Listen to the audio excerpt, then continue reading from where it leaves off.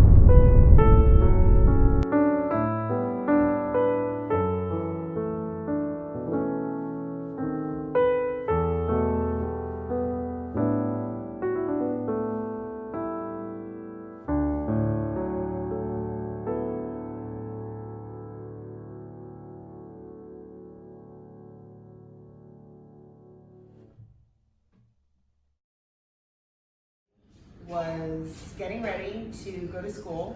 I was still a student at Baruch College in Manhattan, and I had heard, my mom called to tell me that a small plane, which is what we knew, hit the towers or a tower, and that I'd better hurry up and get to school because the commute would be really messed up. And then I left the house and I was walking to the subway where I lived in Park Slope at the time. And I heard a huge boom, and you could see the smoke in the sky, but the sky was so blue. There was not a cloud in the sky that morning. And you could see the smoke, but I couldn't see buildings where I lived in Brooklyn at that time. And you hear this big boom, and that was the second plane. And I had just gotten on the subway after that happened. And I think by the time the subway hit Lower Manhattan, we knew that something was seriously wrong, and the conductor came on the subway and said, a second plane hit and we're bypassing all these stations, and nobody can go south of 14th Street, so we'll let you out on 14th Street. And that's where I was let out, and I don't know, it was just mayhem in the streets, and school was canceled, cell phones didn't work.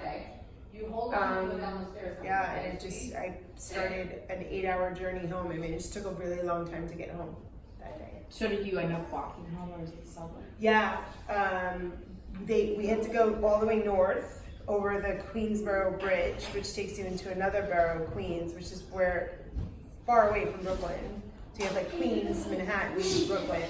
So I had to go to Queens, and then when we got to Queens, I think a bunch of people were walking, and then when people got tired, they would just kind of band together and ask where do you live, and then just get a livery cab drive, like a cab, and pool. And I think that's how I eventually got home, was in a cab that night. Wow. When I got home, I remember there was soot on all the cars, like on the street. Oh my God. It was, and you could just smell it. You could smell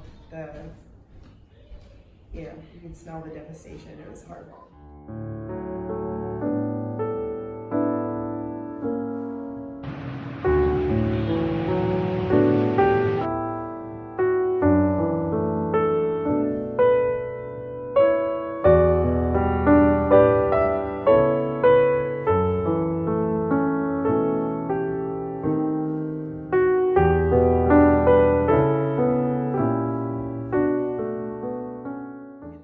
About to get on the NR to go to work, and I saw people at the end of the block looking up. And when I got to the end of the block, I was like, "What are you guys looking at?" And then I saw basically smoke coming up, and the first plane had just hit. So it must have been, you probably know exactly what time it would have been, but okay, yeah, like, something like that. And everyone was like, wow, and everyone was like, it thought it was just a small little biplane because it didn't look, you couldn't tell how big it was at that point. That's how I first saw it. And then I went down into the subway, and the NR train coming up, the guy was going really slow, and he was like waving at everybody. The driver in the front, he was like, something's happened. And it felt like he had come up like as he was underneath it when it hit or something. So he knew something had happened. But I got on the train and I went to work, which was Times Square. And I worked at Morgan Stanley at the time. And when I got there, everyone was really freaked out because Morgan Stanley had 10 floors in the second building, and also like other friends that were in the first building. And so there were, like, my boss was like in tears already, and everyone was like really freaking out. And then shortly after I got there, the second building happened. And then everybody was just, we've got to get out of here, because Times Square we felt like was, equally potentially a target if a terrorist was gonna. Basically everyone was stranded, so we just all decided to go to like a friend's place. And I just remember the exodus of people just walking, and the cell phones didn't work necessarily at the time, so you couldn't really get a hold of anyone. And everyone was just like walking through the park. It was really amazing. And I remember when we got to the Upper East Side, I had this one image of a guy who, this was literally hours after this had happened, and he had a suit on, and he was kind of walking on, and he had dust like all over his back, as if he clearly was like down there, like, obviously not, I don't know if it's in it, but it was like the debris, and so you could actually see it on his suit jacket, and he was like trying to get home, and everyone had he had to like walk from downtown. There was no taxis, there was no nothing.